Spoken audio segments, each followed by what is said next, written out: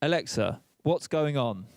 Bonjour, hola, hello, ciao, hala, io, chench, buna, hello. We are excited to welcome the audience to the Worldwide Public Sector Summit Brussels. Alexa, what's next? Please help me welcome to the stage Max Peterson, Vice President Europe, Middle East, and Africa, Worldwide Public Sector, Amazon Web Services.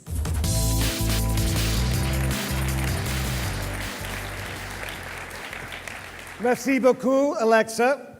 Alexa, can you remind me why we are all here today? Hi Max, thank you for asking. We are here today to welcome our customers across Europe and abroad to the first ever Worldwide Public Sector Summit in Brussels. Today will be full of learning opportunities for everyone, and we are excited to hear directly from many of our AWS customers on their journeys to the cloud. Thank you very much, Alexa, and thank you for everybody attending today. I think we've got an exciting day planned for you with a lot of education, with a lot of our partners, with a lot of innovation, and hopefully a lot of ideas that you walk away with. Before I get started, I do want to make a special thank you to our sponsors, our partners who help deliver solutions for our customers and help us host events like this. Our platinum sponsors today are Intel and Trend Micro. Our gold sponsor, VMware, who I heard gave an excellent session this morning. I hope you got a chance to listen about VMware on AWS. And then our silver sponsors. They are all set up in the pavilion. They're ready to talk to you about the opportunities and the challenges that we can help you address together. These sponsors have just made this event possible today. And in particular, one last shout out for Trend Micro, who has been a support partner throughout the entire year for bringing these sessions together for government, education, not-for-profits, and all of our public sector customers around the world. What's really amazing, though, is the power that's unleashed by customers using the AWS cloud, and we're thrilled to see such a big crowd here today. I want to let you know that you're sitting with 500 attendees from over 40 countries.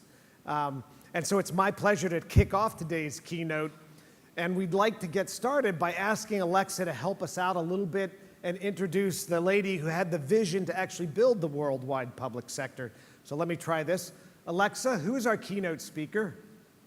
Please help me welcome to the stage Teresa Carlson, Vice President of Worldwide Public Sector, Amazon Web Services.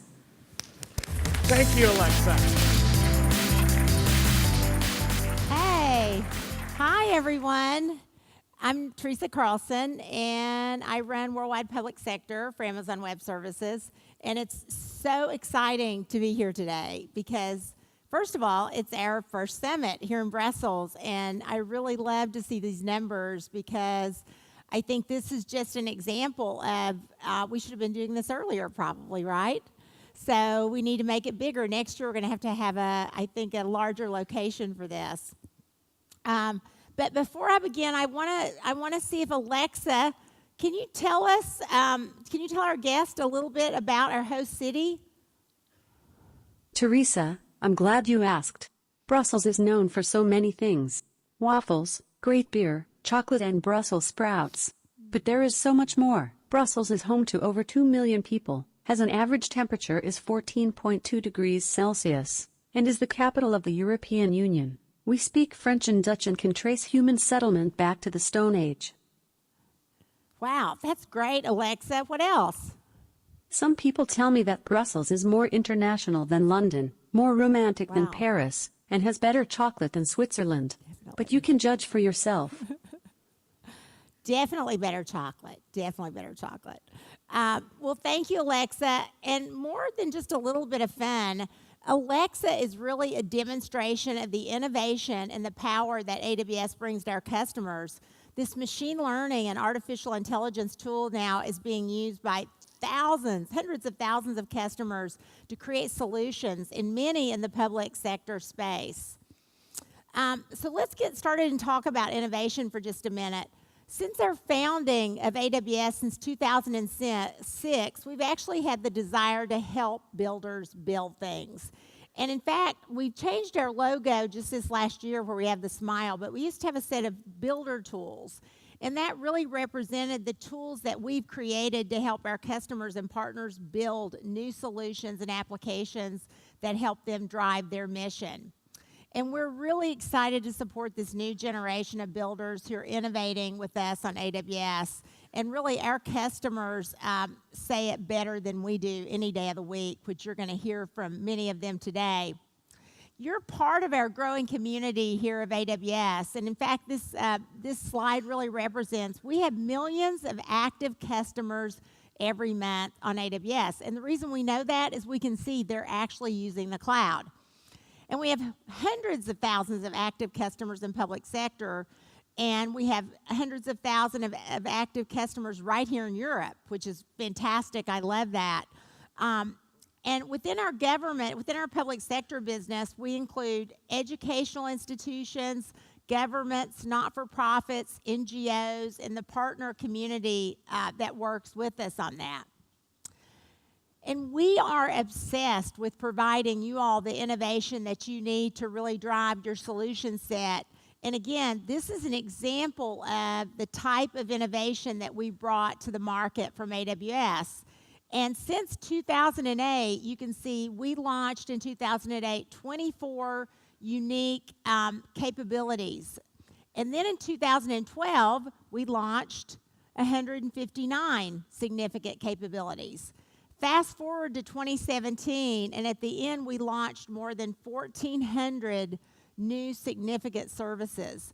And why is this important to you? It's important because it really demonstrates the power of the cloud and what you can take advantage of in terms of those tools and building blocks to really drive your services and your mission applications forward. This quote says it from the Ministry of Justice, our customer Tom Reed.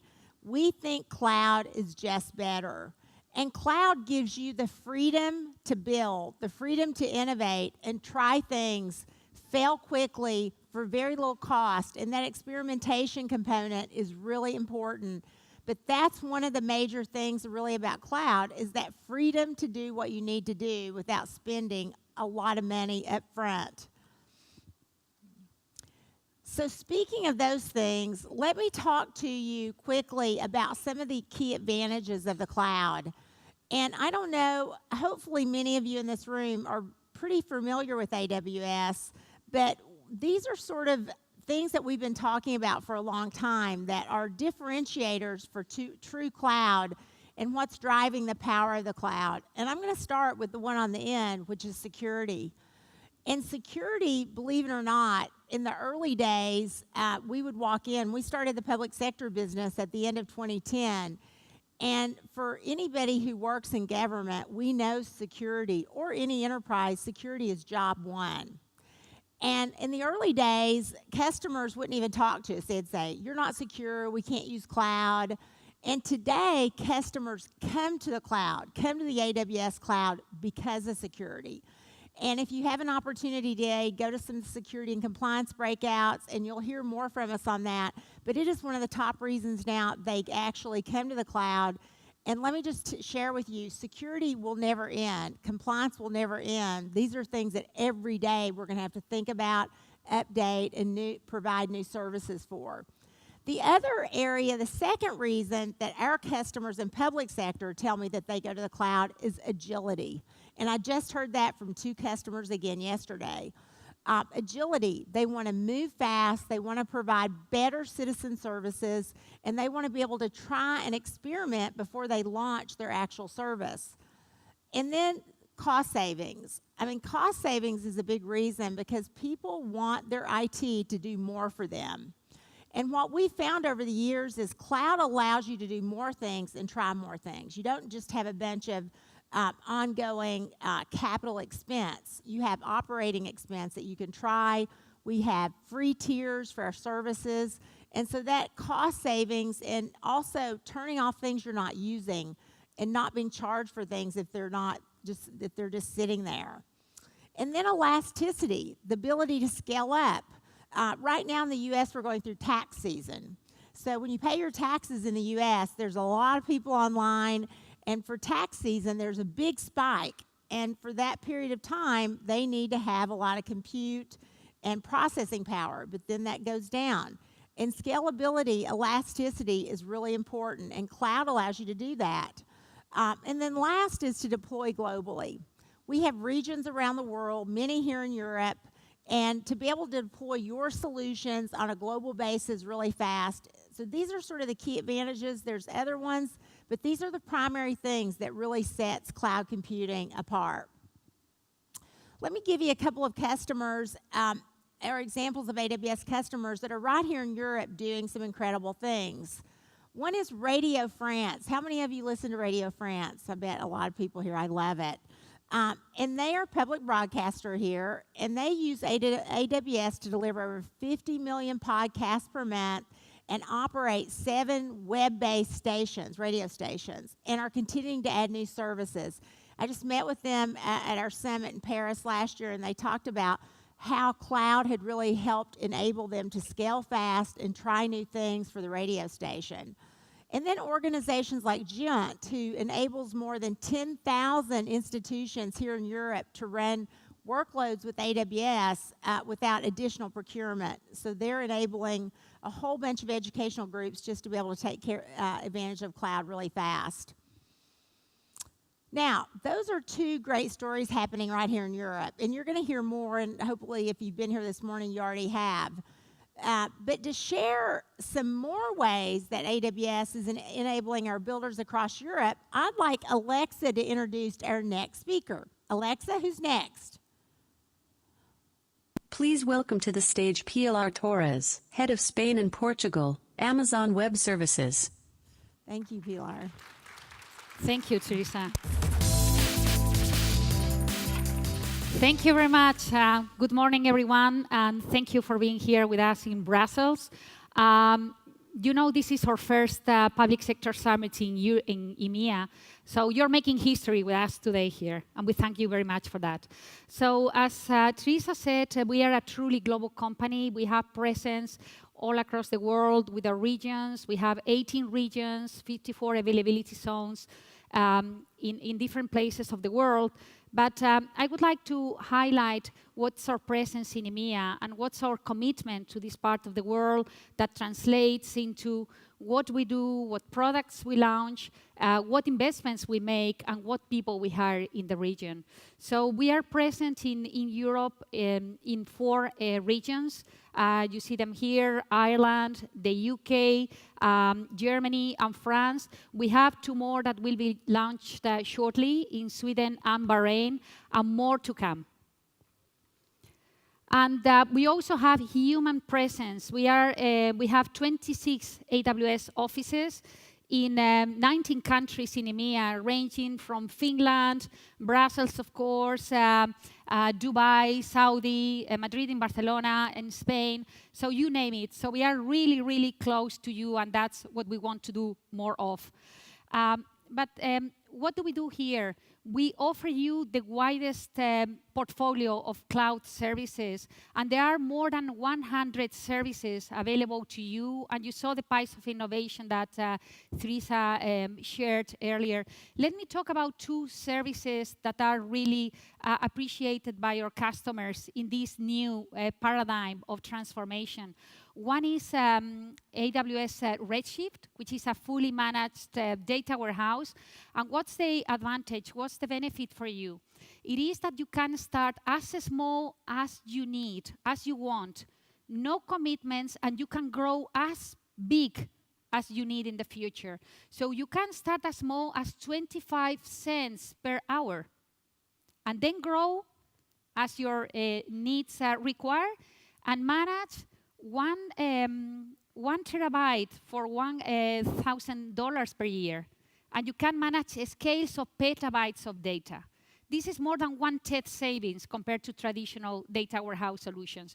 What is the advantage to you? That you can drive innovation faster and cheaper. And you can try many things that otherwise you would not be able to. Another service is Lambda. This is serverless compute. Again, no servers to manage, no commitments, and you pay per sub-second. But this is only one side of the story, because we are very proud to have one of the largest communities of partners in the world who help you to implement these solutions in the most effective way. And many of these partners are here today with you. We also have technology partners. The technology partners offer specialized solutions in education, in government, in healthcare, and NPOs that can be very, very useful to you. And we have a wide range of solutions available in our marketplace.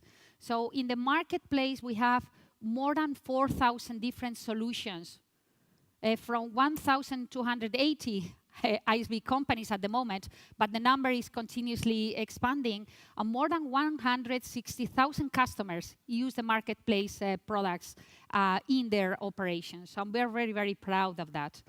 But let me also talk about what our customers do with our services. Enel is a power company. It's not a public sector company, but operates in a highly regulated market as the utility market. And Enel is present in 35 countries across the world, so a truly global company. And Enel decided that they needed to transform their business, and for that, they envisioned and implemented a cloud-first policy and started a migration of more than 80% of their applications to the cloud, together with AWS and our partners in a very strategic partnership. As of today, Enel has saved more than 60% cost only on storage. And very importantly to them, and I invite you to hear to their CTO talking at reInvent some months ago, the agility. So they are able now to deploy solutions and services in a few days, in 4 days, compared to 3 weeks in the past. Isn't that really agile? A measurable, tangible benefit for their business. This is what's true digital transformation in action. And another customer who's very dear to me is in the education world. So is there anything more important than the future of our children and how they get educated? So I'm very proud to introduce now Santillana. Santillana is an education publisher company. It's the leader in Spanish language and Portuguese markets in the world. They are present in 22 countries. They have more than 110 million books sold per year, and they have 28 million students online, and their online solutions are growing really fast. So Santillana, you will hear from his own words, is not only optimizing their business thanks to the cloud, reducing cost, being more agile, and being global thanks to AWS. They're really transforming their business now.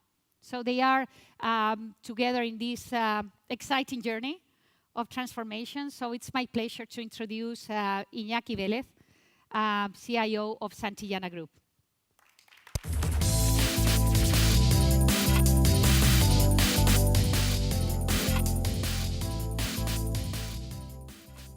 Okay. Hello, everyone, and thank you so much for coming along here today. I'm Iñaki Vélez de Guevara. I'm working for Santillana Group, and I'm responsible for implementing the digital architecture. Before starting the presentation, I would like to ask some questions to the audience to know what we are in some aspect. Please put your hands up, those who had children attending primary or secondary school. Raise your hands, please. Okay, the majority of you. And how many of you believe that your children are using new evaluation and learning models in their schools? Please, raise your hand. Okay, not really sure. Then, how many of you really believe that these new learning models and evaluation models are possible or at least feasible over time? Really we are, but because now it's more than the previous question. Okay, it doesn't matter. Okay. Let me explain in a few minutes how to help to transform education with the proper use of the cloud. But let me to put some context. Santillana is an editorial group founded 50 years ago, based in 22 countries. In 20 of them is the leader. We are selling textbooks, but also we are implementing new learning systems to help to transform schools to have high performance. And today, with this new learning system, we have almost 2.5 million of users. And we reach 24% of the total turnover. But how Santillana has done this? The first thing that Santillana has done is to see how to implement new learning trends based on local realities. The second thing that Santillana has done is to build a learning system to help to have a high performance in the schools. We are looking for new methodologies, such as adaptive learning, assessment tool, learning for discovery, and match them with technological concepts, such as machine learning, artificial intelligence, semantic search. But let me to be more specific with a couple of examples that cover those models. In the first case, with assessment methods, we have created a product, Pleno, that basically what it does is to evaluate curricular skills for 4 core subjects: language, mathematics, social sciences, and natural sciences.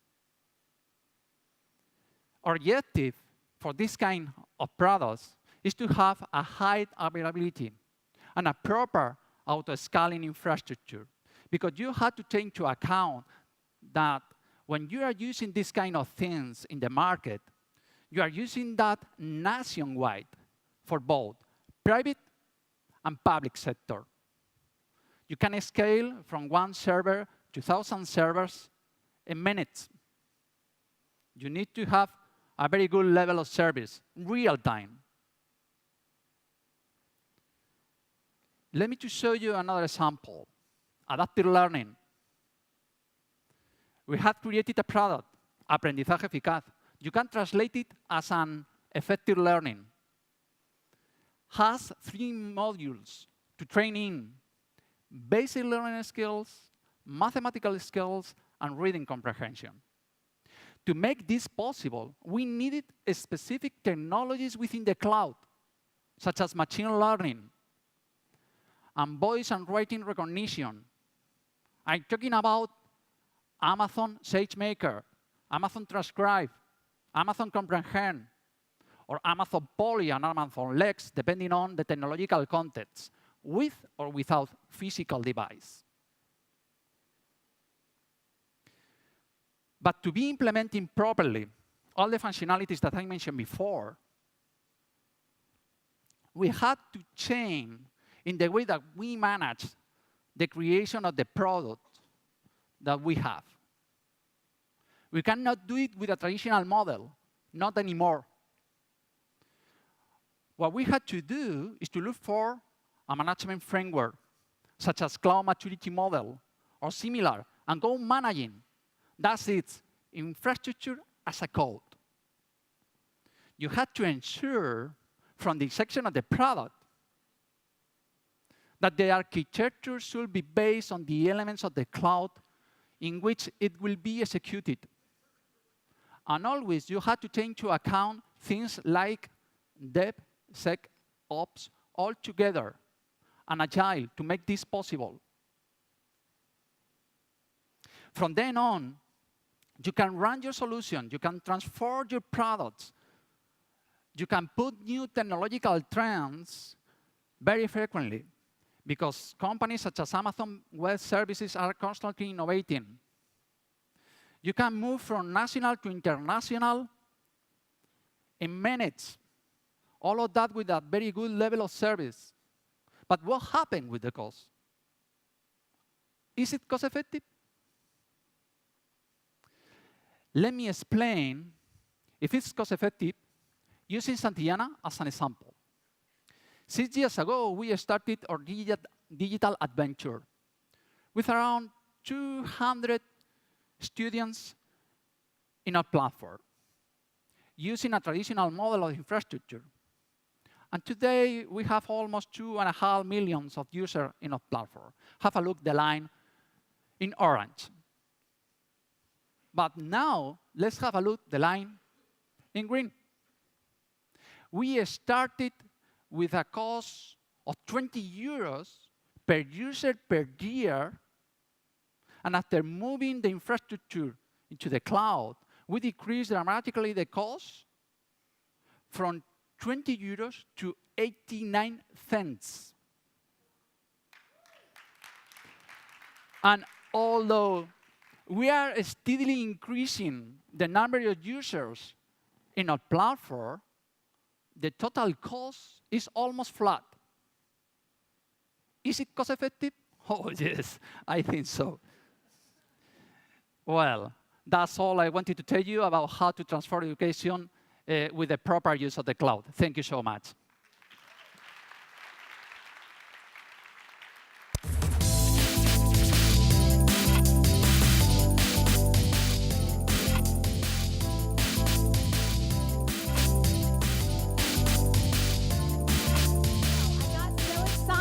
Listening to him and clapping, I forgot I was on next. So I'm sorry.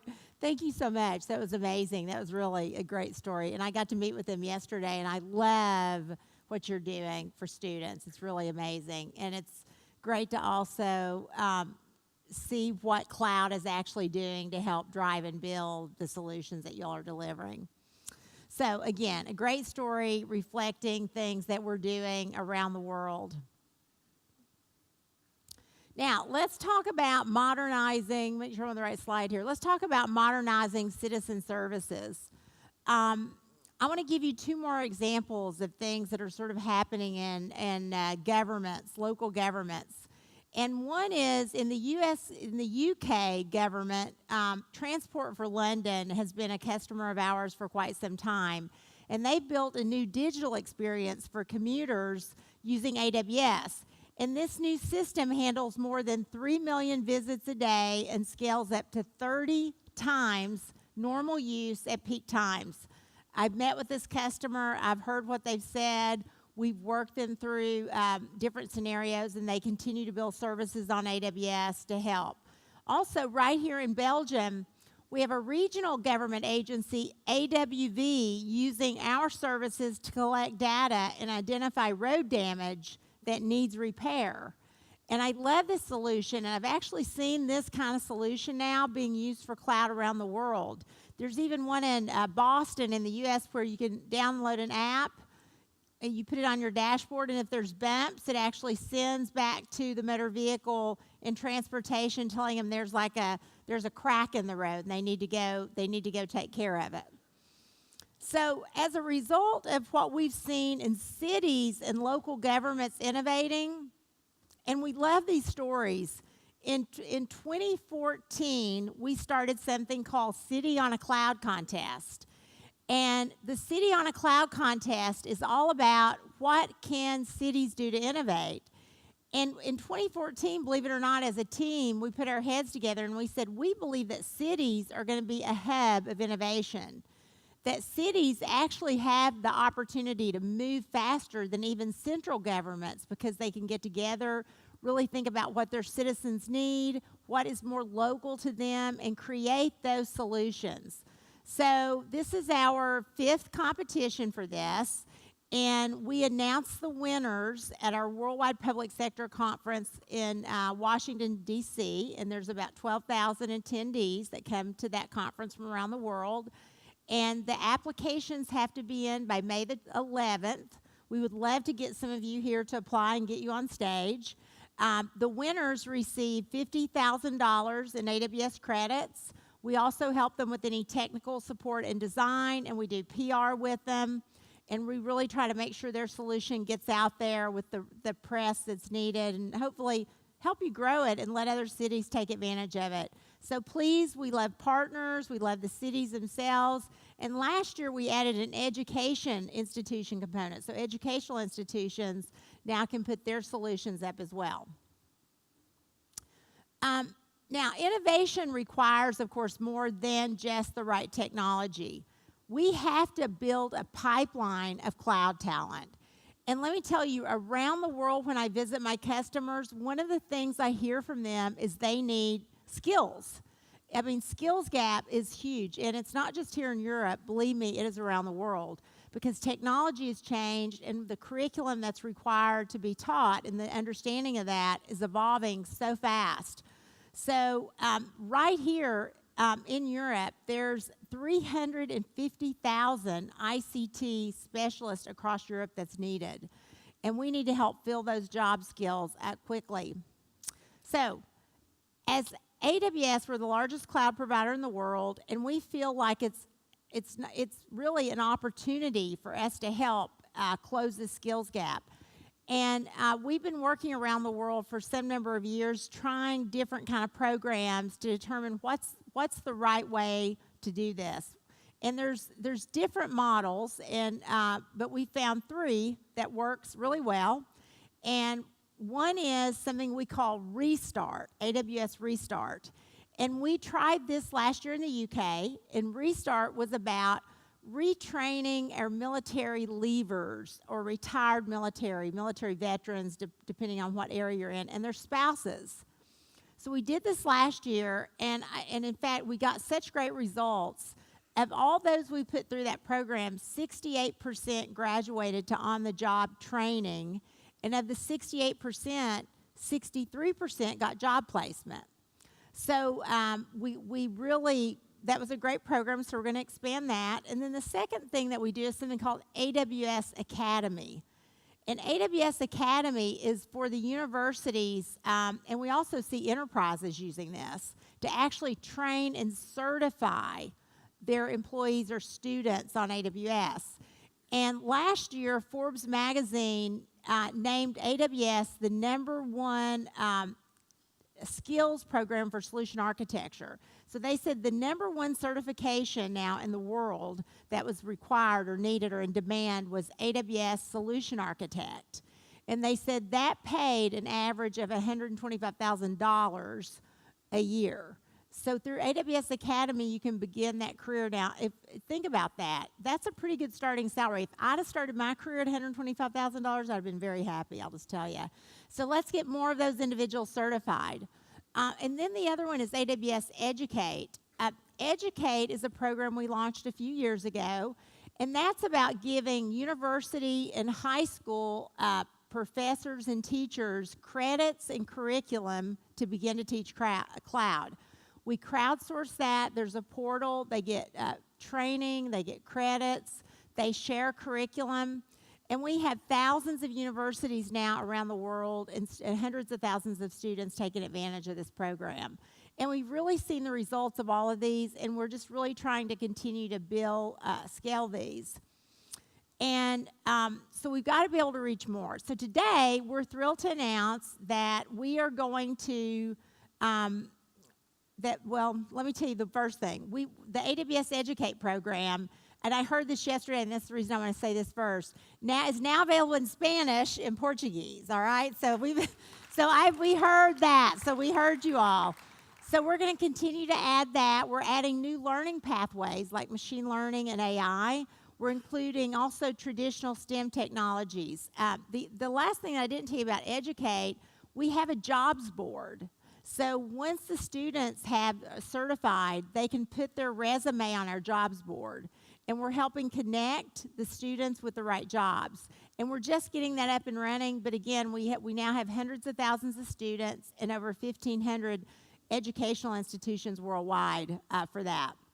But the second thing I wanted to announce is that we're committing to contributing to Europe's cloud workforce by making sure that we're reaching 100,000 individuals across Europe in 2018 that need job skills through these programs. So we're going to be tracking them. We're going to be doing what we call AWS Awesome Days. We're going to be going to the universities. We're going to be doing in-person training for solution architects, and we're going to give broad access to our free digital training online.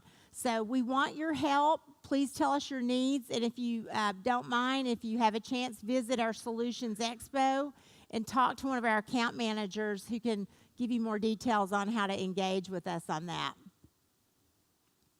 And beyond building this tech pipeline, we're also excited to announce another program to support startups for education here in Europe. And this program, today we're launching something called AWS EdStart here for Europe. And EdStart is a free program that's available to startups who are building educational solutions on AWS. And we're going to give you credits, technical design and architecture support, customized training, and we'll also help you with joint marketing and selling.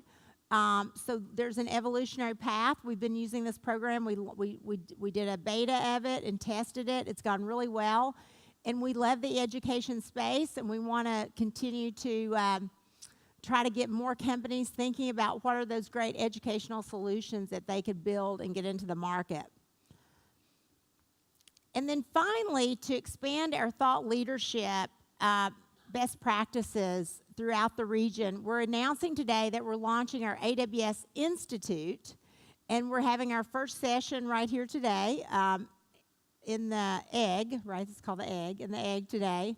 And it's a forum. This is a forum for global leaders. And the global leaders, we pick topics that are relevant around economic development, jobs creation, cyber programs. We pick topics. And then we bring global leaders around policy and other areas to talk about how can cloud actually support these game-changing things. And we've had a few that we've tested. These have gone really well.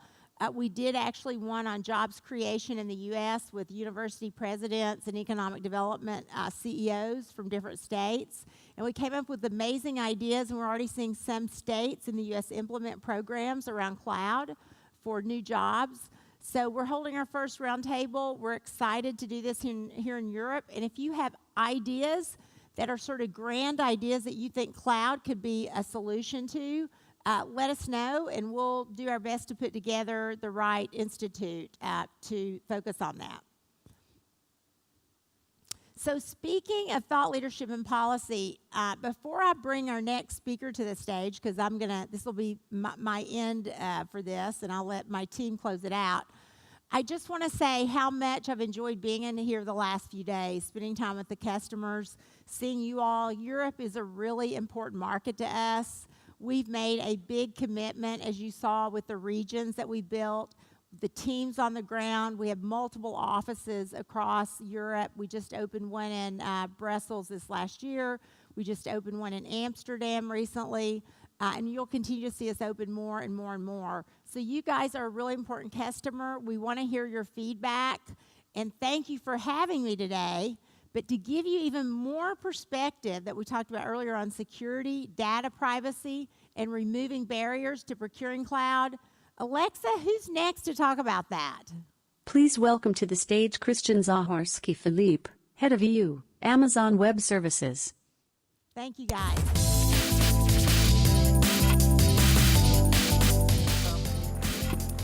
Thank you, Teresa. Merci, Teresa. Mon nom est Christian Zaharsky-Philippe. I'm head of sales for Pan-EU. I can do this in English rather than French. So today, I'm going to talk about security. Security has always been our highest priority in Amazon, truly job zero. We employ the same security isolations that are found in traditional data centers. That include separation of the network and isolation of server, hardware, and storage. We take very much a shared approach to security. AWS manages and controls the components, so from the host operating system and virtualization layer, down to the physical security of the security. We call this the security of the cloud. And AWS customers are responsible for building secure applications. Call this, if you so wish, security within the cloud. Our focus on security, it has allowed us to achieve a long list of internationally recognized certification and accreditations. You can see a list behind me. We also help you meet local security standards, such as Germany's BSI C5. And we also very recently secured ENS High certification in Spain. We have a lot of teams across the EU to help you follow best practices and achieve high levels of security and compliance in the cloud. Some of them are outside this room today. When it comes to data privacy, there's a few important concepts to keep in mind. On AWS, data is always owned by the customer, and customers have full control over where the data is stored. You can encrypt the data in motion or at rest. All of our storage services have the ability to encrypt. Content that has been encrypted is, of course, rendered useless without the applicable decryption keys. Based upon our customers' feedback, we'll continue to innovate new ways to make encryption easier, so you can focus on innovating and building on AWS. Speaking of data privacy, AWS welcomes the GDPR. It will raise the bar for data protection, security, and compliance, and will push industry to implement stringent controls. As of March 26th, all AWS services now comply with GDPR. We also offer customers a new DPA that has been approved to meet GDPR requirements. As a result, customers wishing to transfer personal data to countries outside of the EU can do so, knowing that their content on AWS will meet the high bar for data protection required by EU laws.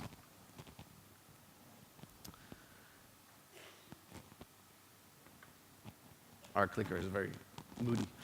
For those who have already implemented a high bar for compliance, security, and data privacy, the move to GDPR should be simple. For those of you who are yet to start the journey to GDPR, we urge you to start reviewing your security, compliance, and data protection process today. You can visit our GDPR Compliance Center for resources to help you achieve compliance. In particular, download and read our compliance white papers, which explain specific implementation designed to meet individual GDPR provisions.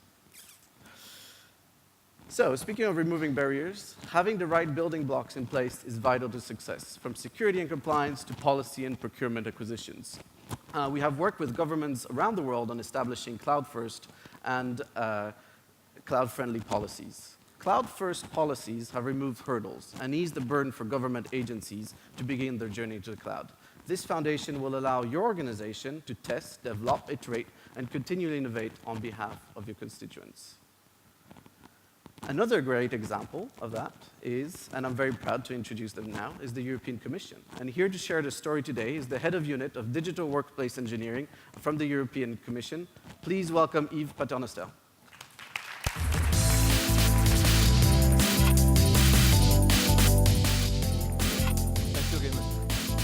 Thank you very much.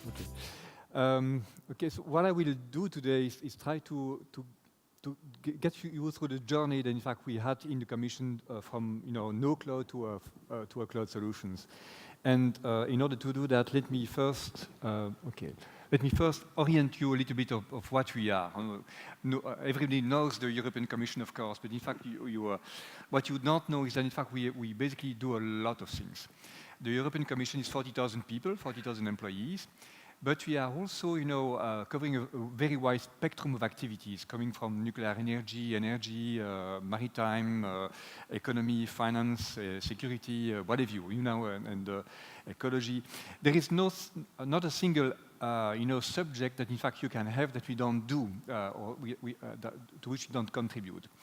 The result of that is that we have a very wide spectrum of skills and also a very large numbers of applications, 1,500 applications, which basically are legacy applications. Okay, now, in this context, among the 40,000 people working in the Commission, about 4,000 are actually involved in IT directly or indirectly, okay? And we have a semi-centralized or decentralized way of delivering IT. We have an organization within the Commission which called DIGIT, DGIT, the Director General for Information Technology, on which I'm part of, which is 1,500 people, and the rest of 2,500 people are actually working in the different policy areas, working for IT. So we have a model which is basically centralized and decentralized. What we do in DIGIT, in this central organization, we deliver infrastructure services, workplace services, the data center, procurement of equipment, and also procurement of cloud services. Okay, so this is a little bit the context and where we are. Now, the journey for the cloud. What I will try to tell you is basically where we came in 2013 and before, and where we basically are now. In 2013, at this time, I was working directly for the Director General of DGIT, Mr. Stephen Quest. And Stephen asked me to do something about that. Why? Because up to now, and before that, we were basically nowhere. Okay, the cloud journey was basically started by the infrastructure people, and those people were basically very conservative. They didn't want cloud necessarily, and they look at cloud as an extension of the classical data center. Of course, that was really not the thing to do. So we had to look at an external view of that. And I'm not an IT person, so I was basically looking at it from the client viewpoint rather than from the technology viewpoint. And what I observed in this context in 2013 is that the world was divided into two parts in the Commission. There were the people, in fact, who basically say, no, never cloud, we don't want cloud is not working, cloud is non-secure. And the people who are saying, yes, we want cloud and things like that. And we basically have a clivage and very a big discrepancy between those two clubs. Okay, and actually, they were basically looking at the same criteria. The people who were basically saying cloud is more secure, the yes people, and the no people is less secure. So we had to solve this riddle to some extent. And I was basically what we did to do that. What we did to solve that, it was to say, let's do an experimentation. Let's make a large-scale experimentation as a public sector to know what we can do and what we can do about the cloud. And the idea was to educate ourselves about what can we do and to try to agree, to make some kind of an agreement with those two clubs. And we start what we call the Cloud One call for tender in 2014 on this basis to make a large-scale experimentation. Okay, now, what we did, we basically started in 2014 with Cloud One. Cloud One is a call for tender that is basically ending now. And we procured a lot of cloud services. And the way we did it was the following. We divided that in 3 lots. One was private cloud, infrastructure as a service. And the 2 others was basically public cloud, infrastructure and platform as a service. The first finding, that in fact the first lesson that we had, is that private cloud works well if you do it on your own platform. You don't go for an external supplier to do private cloud. It really doesn't work because what they do is basically duplicate your data center, and that's not what you wanted to do. So basically, the first lesson was to say public cloud works really well. Okay, and we had those two lots: private cloud, public cloud, infrastructure and software and platform as a service. The second finding is that the distinction between infrastructure as a service and platform as a service is really blurred. Okay, so now we basically learn our lessons, and what we want to go full software as a service and platform as a service in Cloud 2.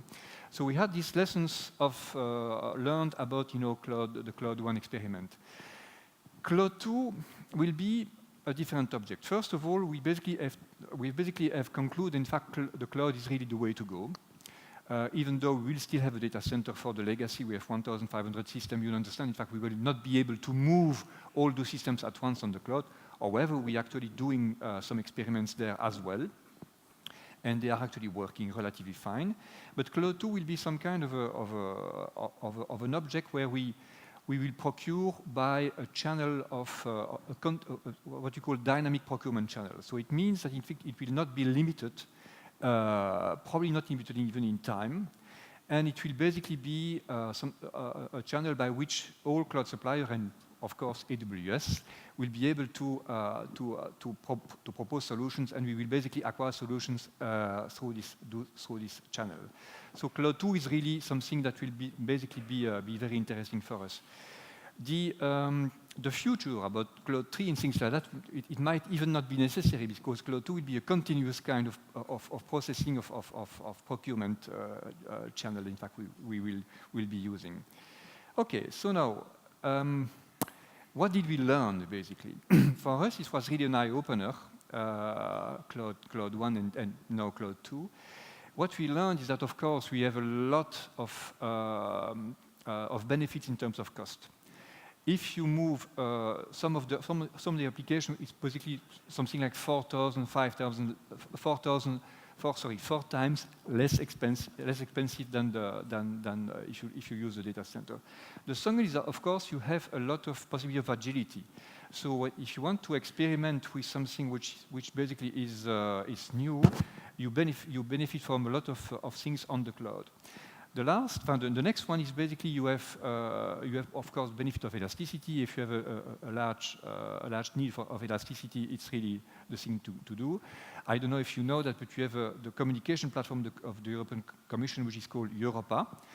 It's actually on the cloud and on an AWS solution. So it's basically we communicate with the 500 million citizens with that platform. So we basically are extremely pleased with what we learn.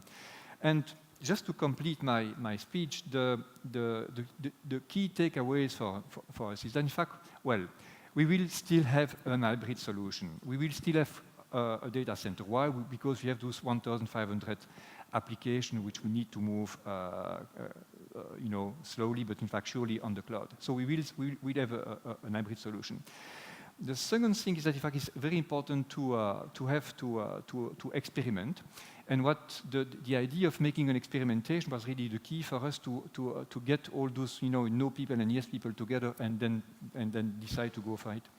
And then the last thing is that, in fact, the number of people that told me when I was starting in 2017 that, in fact, I was basically doing something impossible was amazing, but I didn't listen to them. So you never listen to the people saying it's impossible. Everything is possible in IT, okay? Thank you very much.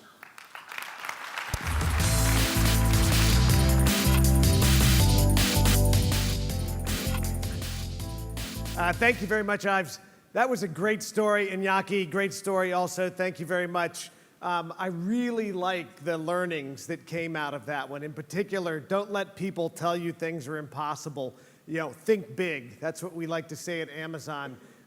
Think big, have big ambitions, experiment, and then get the same kind of learnings that the European Commission has gotten. Thank you very much for sharing today. Our public sector customers across the world are embracing this new age of innovation. And at AWS, we're committed to rapidly building and deploying new services so that customers and our partners can help innovate faster and easier with lower costs. What a great set of cost savings pieces, so that you can really do more. You can do more for your citizens. You can do more for our students. You can do more for health. There's just so many great possibilities. But perhaps nowhere is this more true than when it comes to innovating, learning, and experimenting with some new technologies like machine learning and artificial intelligence. This right here is a quick snapshot of a lot of the companies that today are innovating using Amazon's machine learning tools. We're seeing a number of public sector customers that are embracing these tools as well. And so they're all in good company. The vast majority, by the way, of the machine learning that's happening is on AWS today. And our goal is to work with you and with our partners to make sure that we continue to deliver the best machine learning platform in the world. Here's how we are trying to do that. We've taken 2 decades of experience in machine learning at Amazon, and we built new stacks that give customers and partners access to machine learning and artificial intelligence across a number of levels of experience. At the bottom of the stack, we offer frameworks and interfaces for machine learning experts who really want to dive deep.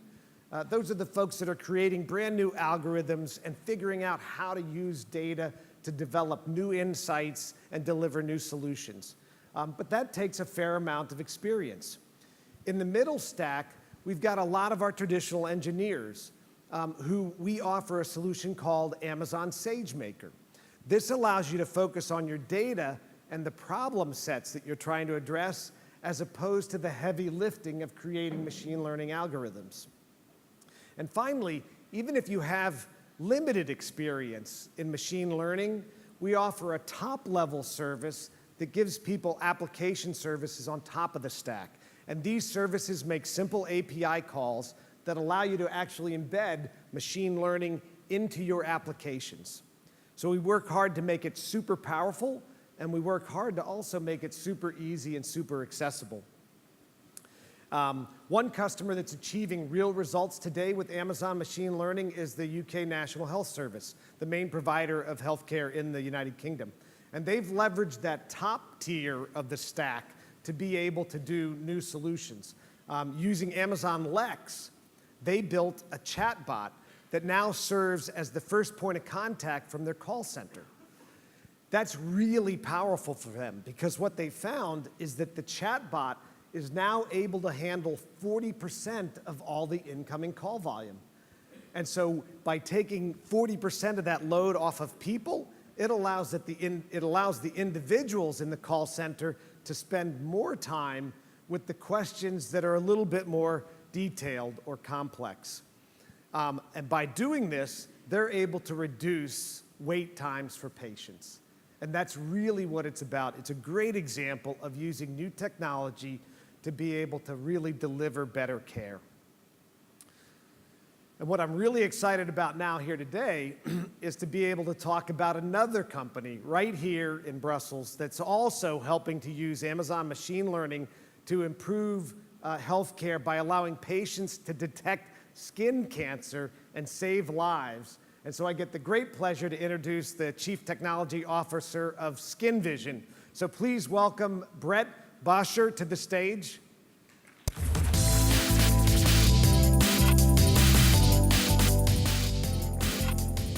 Thank you. There we go. Good afternoon, everyone. Today I would like to talk to you about what we do at SkinVision, more specifically about healthcare innovation and how technology is enabling us to do that. There we go. If you are like me, and maybe most people in this room, when it comes to skin cancer or being aware of your skin, most people typically are not aware of it, or if you have a mole, you typically ignore it. It will not be anything. In addition to that, when you go to your GP, quite a high number of GPs do not actually recognize what is wrong with your skin. And fortunately, most of the GPs are aware of this themselves. But what this means is that a GP in general will refer patients to a dermatologist, increasing the pressure on the health system, and of course also increasing cost. What's more, in certain countries you have to wait more than 3 months, and I've even heard stories about certain countries where it's more than 20 months. And for specific forms of skin cancer, this means that you really could be in danger. Statistics show that about 1 in 5 out of every person will get skin cancer at some point in their life. In certain countries like Australia and New Zealand, these rates are even higher. 2 out of 3 people in general there. And skin cancer is still one of the most fastest growing forms of skin cancer, of cancer, and it's the most prevalent type of cancer worldwide. This means globally there's a lot of people like you that might be at risk of skin cancer or will develop skin cancer at a certain point in their lives. With growing age, with more wealth available to people, people making more use of the health system, it is clear that this growth of patients, the pressure on the health system, rising cost, the health system cannot solve this alone. For us, as SkinVision, it is our mission to save at least 250,000 lives in the next decade. And this amounts to about 50% of the late-stage melanoma currently. Of course, it doesn't stop there. But what we see so far in the 5 years that SkinVision has been operating, we've already detected 15,000 serious skin cancers. Well, what it is that we offer, you could see SkinVision as a dermatologist in your pocket with a focus on skin cancer. And what we do and why technology is so important for us, probably 10 years ago, this wouldn't be possible. Nowadays, using SkinVision, you can, with your normal smartphone, use our app to make a picture, send it to our machine learning technology, which runs in the cloud, which is available globally, at a very competitive price point. We don't sell your data, of course, but for us, doing this in the cloud is key to be able to do securely, at scale, and cost effectively. The application works and is freely downloadable for everyone. And I think one of the key things that really will help is that people are able, in the comfort of their own home, to scan their bodies or maybe the bodies of their loved ones for maybe suspicious lesions. The pictures they send to our backend will be assessed within a minute. Our machine learning algorithm gives back a result, and that's where you see whether you might be at risk. In addition, we have our quality team look at all pictures. It might be that there's a certain lesion that requires extra attention, and at the same time, this team of highly skilled dermatologists tags all the pictures, which again fuels our machine learning. Well, to show you what in the end this means, like I said, we've been in operation for about 5 years. We started at around 70% of sensitivity, so being able to detect skin cancer, and at the moment we are above the level of a specialist dermatologist. Let's make no mistake, it is not our goal to replace the dermatologist, but really to use technology to make healthcare more accessible, more scalable, more affordable, and we put technology in the hands of people.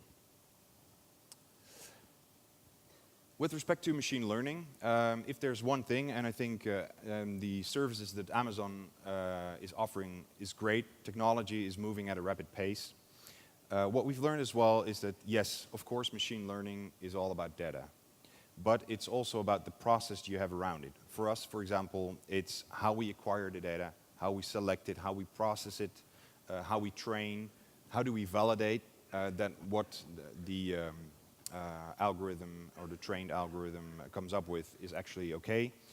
How do we verify in real life, and how do we guard the inputs into this?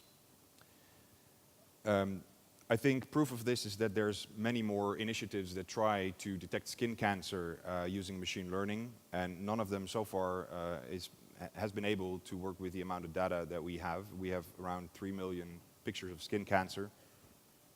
So it shows it's not a simple problem, but we are committed to solve this. So with respect to the future,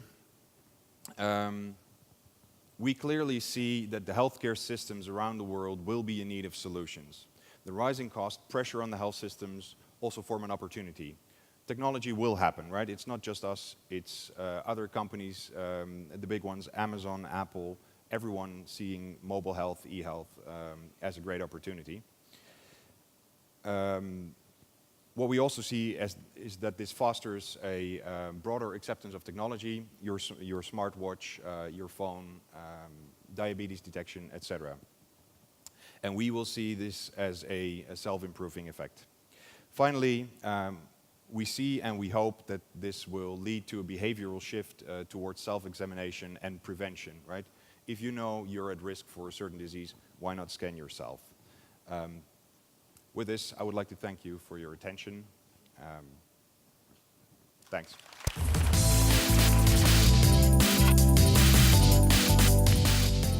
Thank you so much. Thank you so much, Brent. That was very good. And it's particularly meaningful for me because my family has a history of skin cancer. And I think it's amazing that you can use this to be able to put prevention right into the hands of people. So thank you very much for the story, and thank you personally for the service you're delivering. So innovative services like this that use machine learning can enable almost any area of our business. They can enable governments to serve citizens better. They can enable schools to serve students better. You heard today about a number of the programs that Amazon's announcing and delivering here today. We want to invest in that digital workforce, in that cloud workforce that's going to help us to think of and deliver these new solutions. We spend a lot of time working with our partners and our government customers on getting the right cloud policies in place. And it's great when you hear about organizations like the European Commission and their journey to the cloud and what they've learned in doing it. And so we're just really excited to be right here helping to develop a new digital generation in Europe. We hope that you'll join us as we continue to build on. And I thought we would end with kind of maybe another final question. So, Alexa, where do we go from here? Please join us for a short break and visit AWS partners in the Riverside Room in Expo Hall. Then enjoy the continuation of our programming here as the auditorium for our technical track, next door in the studio for the management track, or in the aquarium for the spotlight track. I hope you got all of that. Once again, thank you for coming and attending. Thank you for participating. We hope the rest of the day helps you to learn, think big, and deliver great solutions. Thank you, Alexa. You're welcome. Adios, ciao, au revoir, adio, pinch, auf Wiedersehen, la revider, varvel, du widzenia, goodbye.